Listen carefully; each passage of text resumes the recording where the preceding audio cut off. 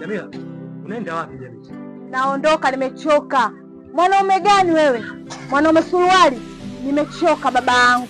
Nikitaka hiki unipi, nikitaka hiki unipi. Wewe mwanaume gani wewe? Wenzangu wanavaa vizuri, wanapendeza, wanaenda shughulini. Mimi siwezi. Lakini Jamila, si unajua hali yangu. Lakini nini? Lakini nini? Maongezi bila kitu. Kwa nini unaongea? Unataka wanawake wazuri, hela una. Babangu, kama mambo yawezi, kaa pembeni basi niache.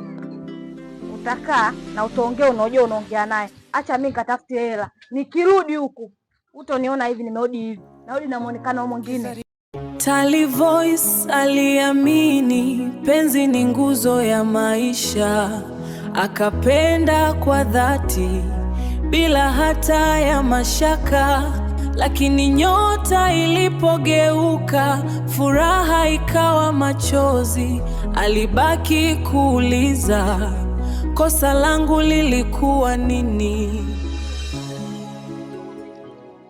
Vipi?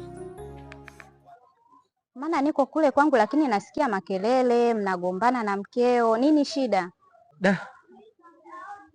Wewe acha tu jirani. Niache ameondoka. Ameondoka tayari. Yaani ameondoka bila kujali ni magumu kiasi gani mimi na yeye tumepitia. Yote hayo hajakumbuka, ameondoka. Yaani ni kweli ningemsikiliza mamangu, marehemu mamangu. Hayo yote singetokea.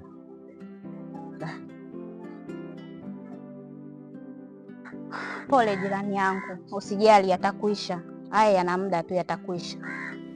Asante. Mambo. Mzima. Mbona umechelewa?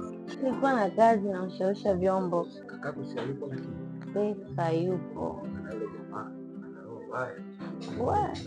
Ananibana kama ni hapa mwenyewe nimejiba kutoka. Mimi leo nataka nikupe hao. Kweli wewe? Yeah. Yule si mdogo wangu yule. Tija.